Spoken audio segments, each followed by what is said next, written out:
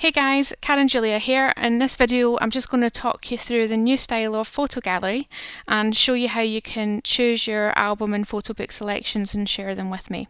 So first up, when you get the email through, there will be a little view gallery link, but there's also going to be a password.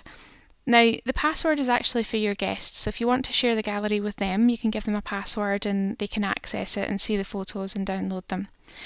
But you're going to get a PIN number as well. Now the PIN number is going to give you some extra options to be able to kind of choose photos and share those selections with me, which is going to be different because your guests are not going to have that. They can download the photos, but they can't start choosing album photos. So when you get to this page here, you just click Open Gallery. So you type in your email address. I'm just using my little demo email address here. And then this is when you put in the PIN number.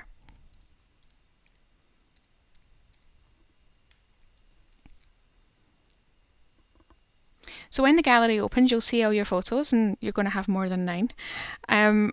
When you just hover over the photos, you'll see there's some options come up down here.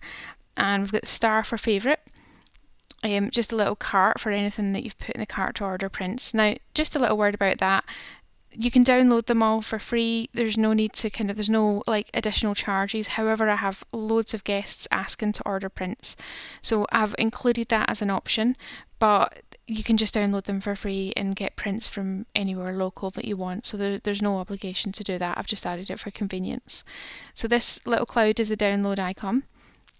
This one's the share.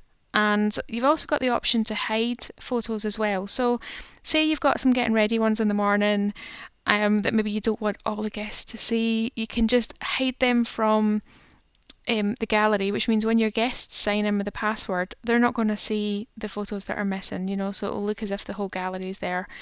There might be some ones later on in the night as well that you kind of think, well, maybe you should just leave them out the main selection. So that's just the options there. But if we click on one of these photos and just make it bigger, you'll see at the bottom of the screen here, we've got a few extra options. So everything else is the same, but we've now got the option to label. So if we just zoom back out, click on label, and you've got 3 options. So retouching, the retouching that's included within the package price includes any kind of like skin related issues. Maybe if you've had like a little stress rash during the ceremony or something like that, or a spot or anything, that's all included.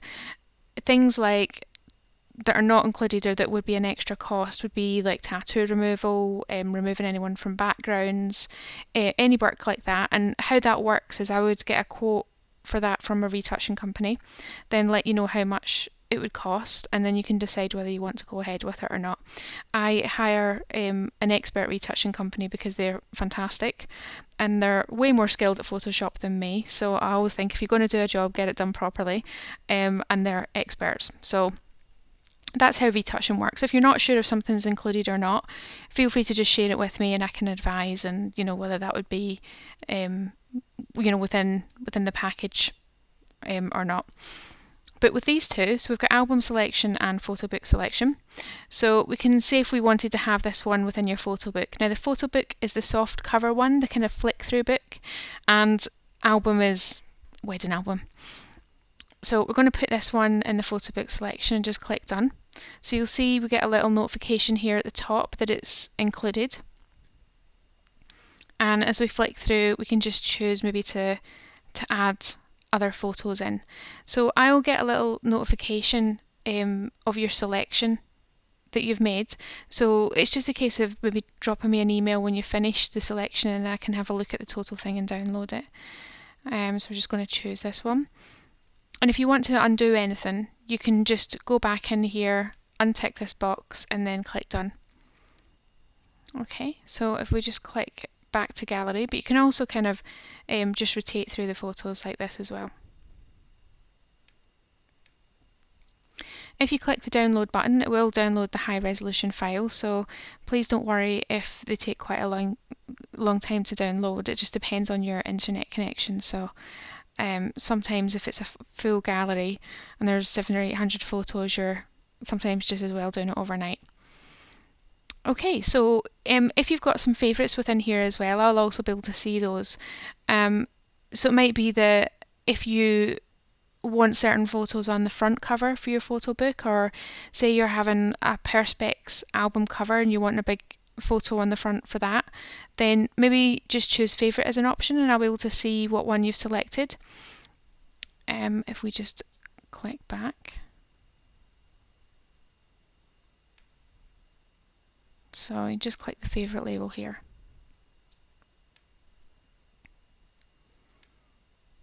And then that would appear in favourites.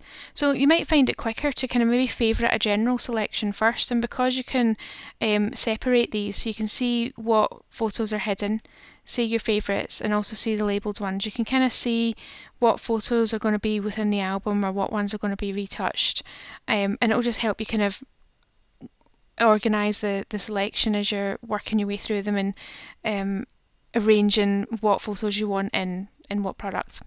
Okay, so I hope that helps. If you've got any questions at all, feel free to just drop me an email and I look forward to getting your photo selections. Alright, I'll speak to you soon.